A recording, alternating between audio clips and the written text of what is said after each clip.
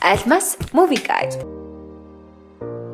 Яг сайн байцгаана уу? Уулзалгүй жоох удлаа шүү. Цагаан сар бэлтгэл ажилгээ завгүй л явцгаав уу? Жоох амранга нэг киног ярьж өгөхөр бэлтлээ. Амьдралын урт замд гээд Джейсон Убагийн тоглосон уйлуулад ухааруулад байсан киноны 2 дугаарыг гарчээ. Болсон явдлаа сэдвэлсэн сайхан кино болж. За эхлэе. Хэний төлөө, юуны төлөө ирснээ сан энтер гэдэл гол дүр маань бүдэг гэрэлд бодол давтан сууж байгаагаар кино эхэлнэ. Амьдралын урт замд 2. Үүлээ хөөсөн тэнгэр. 1992 оны хуучны Волга газ 24-өөс бүх юмны даргуултай гэж бууж ирснээ хандмаа ихчийн гэрээг мяланга хубаазж эхэлдэг. Уг анаа асрамжийн газраас хүүхэд өргөж авах гэж байгаагаа хэлэн хандмаа ихчийг хамт явъя гэдэг. Намайг хүмүүс нотос сурмустай амтан гаргаагүйгээд элдвэр хэлдэг. Та ямар намайг тэгэх биш гэсээр сайхан сэтгэлд хандмаа ихчийг мань ятгаж чадна. Тэгснээ асрамжийн газар очсноо голж шилээд энэ юу охтууд ээ? Би хүү аавна. Яг 3 настай. Тэргэл бүр нэг дургу хөрмөр хүүхэд ямар дэлгүүрийн лангуунд ирэх бараа юу? Сандарсан асрамжийн газрынхан нөгөө өвдөж хатаад идэг 3 настай хүүг аваад тэргээд хүү орж ирснэ хандмаа ихчиг шууд тэврээд ирхэлж өгнө. Нэг хөөрхөн. Нөгөө ууртаа баян анад таалагдаг болтой. Явъя гэ гараа авчина. Голд сурмаар хэсэг нь шууд эхэлнэ. Нөгөө хүүг хандмаа ихч яраас яг ээжигээ дуудаж байгаа мэт уйлаад үлддэг. Хандмаа ихч хүүгээ анх удаа цэцэрлэгт үлдээгээд явж байгаа юм шиг л нэг тийм мэдрэмжтэй гараад явна. Өнөөдрийн болсон явдлыг нөхөртөө нэгнгүй ярьж өгнө.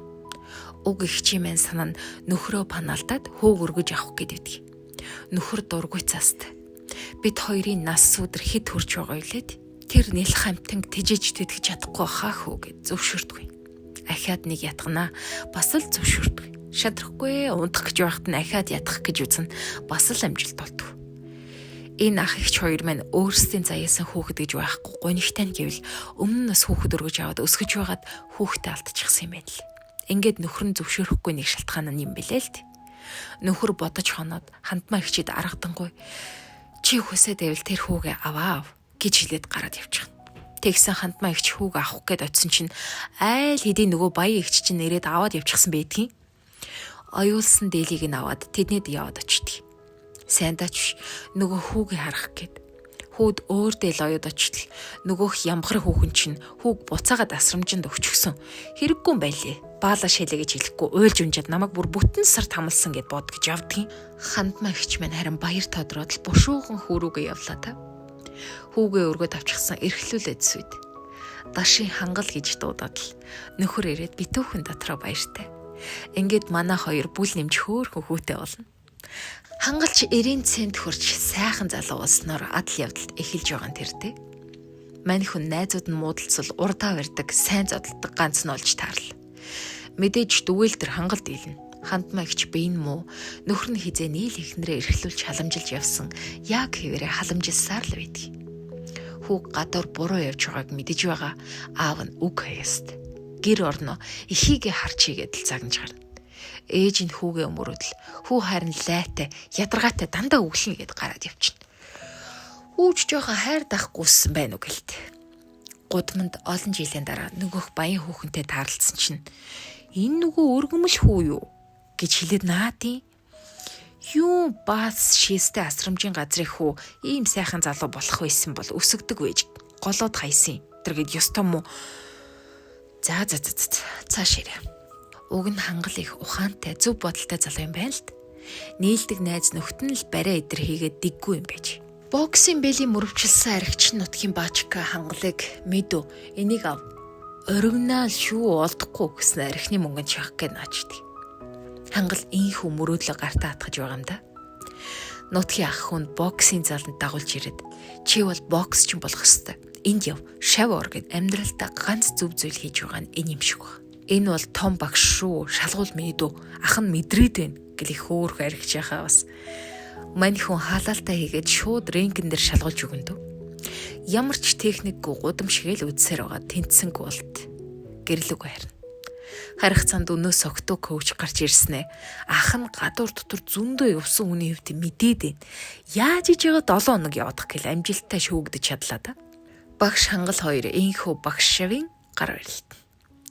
Бэлтгэлээж хийн гудамдааж хүн бэртэн. Аав ээжтэй ч туслана. Найзуудтайгаа нийлж халаас ч хослно. Ээжийнх нь би сажирч хүүдээ дээл ойж эхлэнэ. Яагав? Анхны цэнхэр дээл ойсон байсан да. Тэрэн шигээ томоо дээл ойж өгөхөр би нөвцөн чичээнгүй л ууцаа хүүрлэн. Үйлдвэрийн харуул хийдэг автаа хоол цай төхүүлээд ээжтэй буцаад очтол. Хөөхий ээж нь бурхны орнд заларсан байдаг. Хүний амьдралаа гэж уйлсаар аавдаа ирэн юу болсныг хэлнэ. Хөөхий аав нь ханаа сайн халамжилсан, эрхлүүлж хайрлсан юмсан.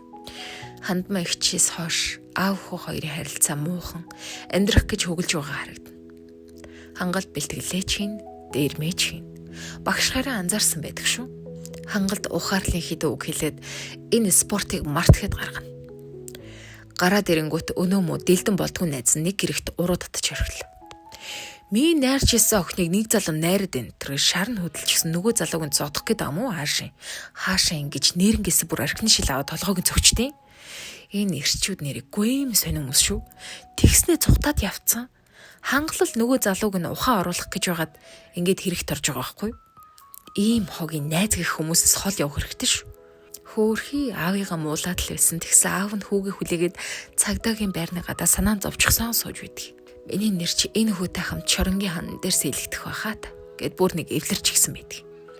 Харин манай согтуу коуч маань ахад ухаан ортолны хэдүү үг хэлснээр ахын бодлыг өөрчлөн дөө. Найзынхаа өмнөөс хэрэг үүрхээр болсон хангалт хоёрхан сонголт байснаас хэрэгээ өрөөд ялаа авъя гэж авдیں۔ Найзыгаа өмгөөлөд өөрөө явах нь л тий. Өсгсөн ээжигээ бодооччихгээд хажууд нь очиод загинчих юмсан. Ханыхаа бүхнээ зориулаа өсгсөн ганц хүүг нь шоронд явуултаа биш. Бүхнээ хүүд зориулахаар даш ах маань шийдлээд орон байраа зараад хохирогчийн ар гэртээ уулзч хохирлыг барагдуулаад хүүгээ гаргаж авдаг. Энэ муу дэлчгэр манай хангалт gaйл болно дөө. Баярлалаа андаач гэх шиг.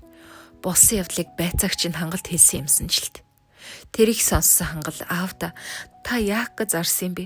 Би таны өргөмөл хүү шүү дээ гэхэд манай дашаах чи миний хүү шүү дээ гэд үнэхээр шар ус усгадаг. За. Ингээд аав хүү хоёр ойлголцож бэбидээ бүхнээ зориулахар шидэж тэнгэрт байгаа ээжтэй хандаа сайн яваагаа харуулахар зориг нэг болж кино цааш үргэлжлэнэ. Гол нь байна шүү дээ. Болсон явдал гэж байгаа байхгүй юу? Бодит түүхээр кино бүтээхэд цаанаа л нэг гоё болж төрдөгдөө тий. Та бүхэн маань энэ киног бүх IPTV-гээс үзээрэй за. Үнэхээр гоё кино шүү. Сайхан шинэлэрээ. Могоо жилдээ үзүүлээд өгөөрэй манайхаа. Bye.